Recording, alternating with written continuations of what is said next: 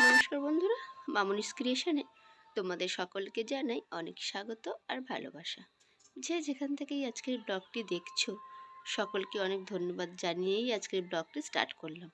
কেমন আছো তোমরা সবাই? আশা করছি তোমরা সবাই খুব ভালো আছো এবং সুস্থও আছো।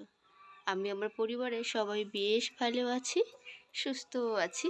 আজ একটি নতুন ব্লগে তোমাদের সকলকে জানাই অনেক স্বাগত। সকলকে মকর সংক্রান্তির অনেক শুভেচ্ছা আর ভালোবাসা রইল। জানো তো, ঘড়ির কাঁটাতে এখন প্রায় 5টা 10-এর মতন বাজে, ভোর 5টা 10। দেখো চারিদিকটা প্রচণ্ড অন্ধকার হয়ে আছে। উঠে ঠাকুর ঘরকে আর কি ঠাকুরের বাসনপত্রগুলো তুলে ঠাকুর ঘরটা মুছেছি। মুছে আমার বাসি উঠানটা একটু ঝাঁট দিয়েছি, দিয়ে সদর গেটটা আর কি একটু ধুয়ে দিয়েছি জল ঢেলে, দিয়ে এসেছি আর কি ঠাকুর ঘরে। তোমরা ভাবছো তো এত ভোরবেলা কেন ঠাকুর ঘরে? আরে আমাদের এখানে না এই পৌষ সংক্রান্তির দিনে আর কি, যেটা মকর সংক্রান্তিও বলে অনেকে হয়তো, আমাদের বাড়িতে একটা নিয়ম আছে জানো তো। ভোরবেলা সূর্যি মামা দিনের আলো ফোটার আগে আর কি ষষ্ঠী ঠাকুরকে আর কি নিমন্ত্রণ করতে হয় পিঠে খাওয়ার জন্য। এটা আমাদের বাড়িতেই আছে, বুঝলে তো। মানে একটা আম পাতাতে একটু নুন আর একটা খড়ের কাঠি দিয়ে দিতে হয়, দিয়ে ধূপ প্রদীপ জেলে ঠাকুরকে নিমন্ত্রণ করতে হয় পিঠে খেতে আসার জন্য। এটা আমাদের বাড়ির নিয়ম। চলো তোমাদেরকে একটু ঘুরে দেখাই। আর তোমাদের কার কার বাড়িতে এই নিয়মটা আছে প্লিজ একটু কমেন্ট করে জানিও তো। চলো তোমাদেরকে দেখাই আমাদের বাড়ির নিয়মটা একটু।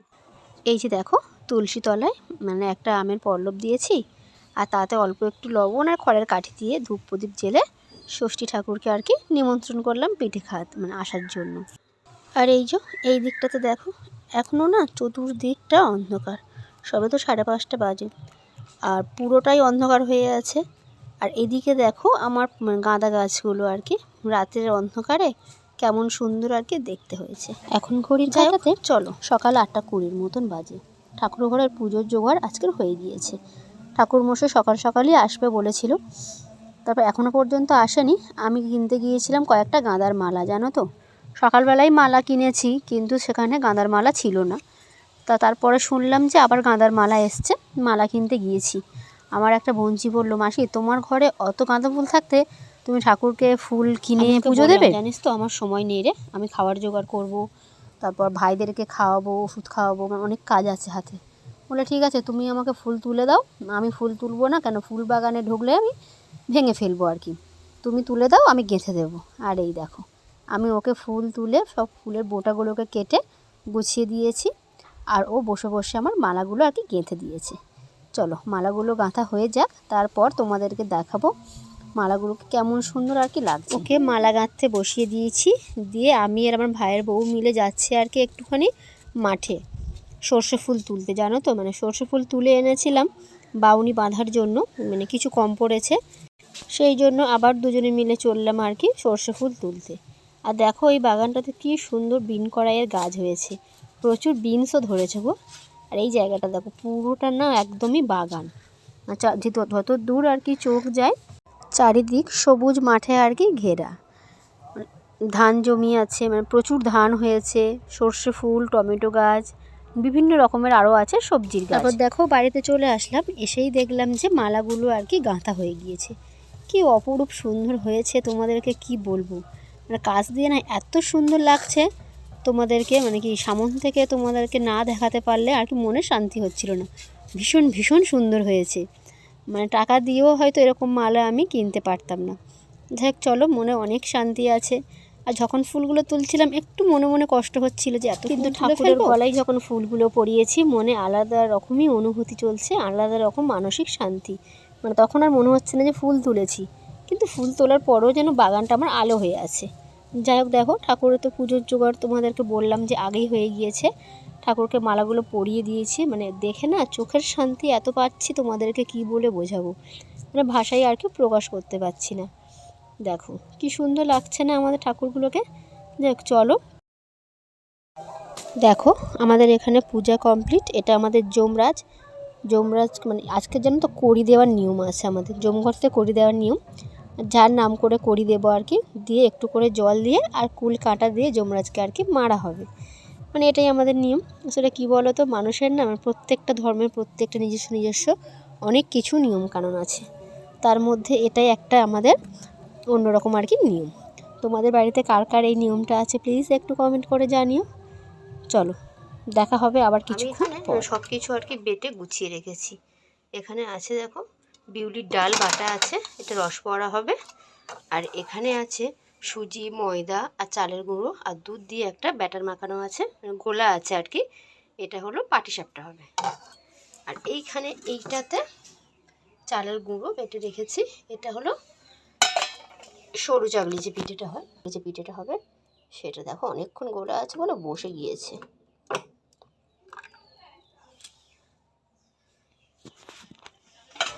তারপর দেখো এখানে সকলের জন্য রান্না করেছিলাম আমি, একটু ডাল করেছিলাম, পাঁপড় ভেজে দিয়েছিলাম, আর নিরামিষে একটা বাঁধাকপি তরকারি করেছিলাম, আর একটু ঘুগনিও করেছিলাম। ঘুগনি আর বাঁধাকপি তরকারি দিয়ে আমি মুড়ি মাখা খাবো, আর ওটা দিয়েই আর কি ভাত খাবে। দেখো এখন বাজে বিকাল 4:20 মতন, আর এই হলো আমাদের বাবনিগুলো বাঁধা। চলো এইগুলোকে আর কি চালের ওপর দিয়ে দেবো। জানো তো আমাদের এখানে না এই নিয়মটাই আছে, বাউনি যেটা বাঁধা হয় সেটা আবার বিকেলবেলা করে, বিকাল হলে আর কি চালে চালে দিতে হয়।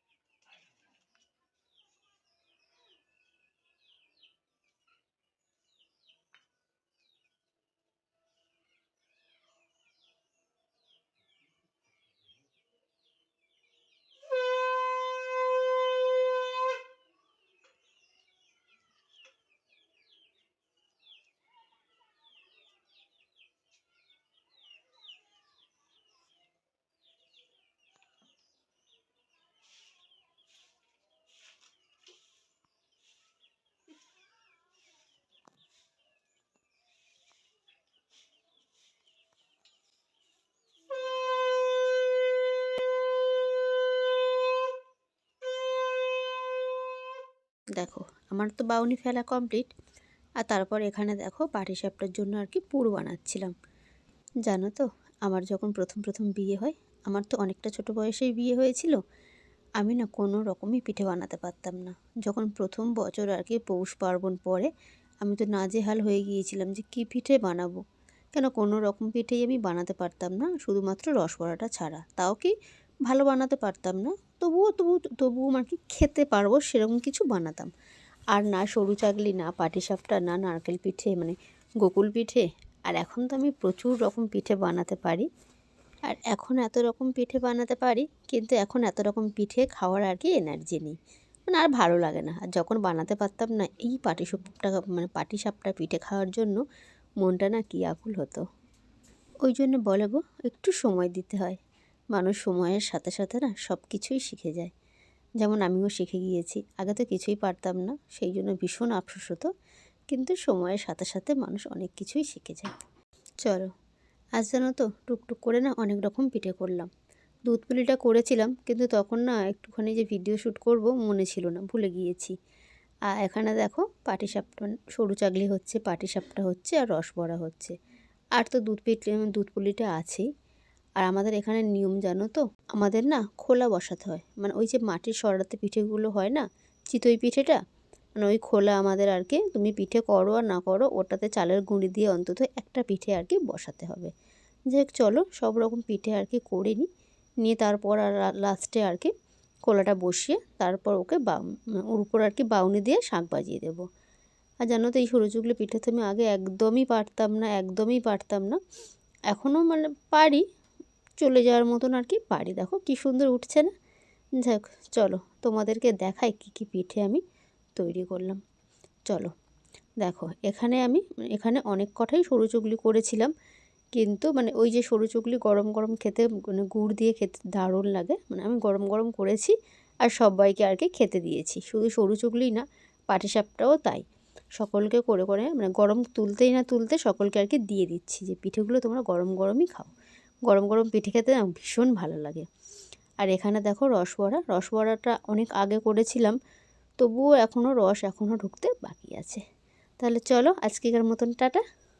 সবাই সুস্থ থাকবে, ভালো থাকবে আর সাবধানে থাকবে। আর ব্লগটা কেমন হলো অবশ্যই কমেন্ট করে জানাবে।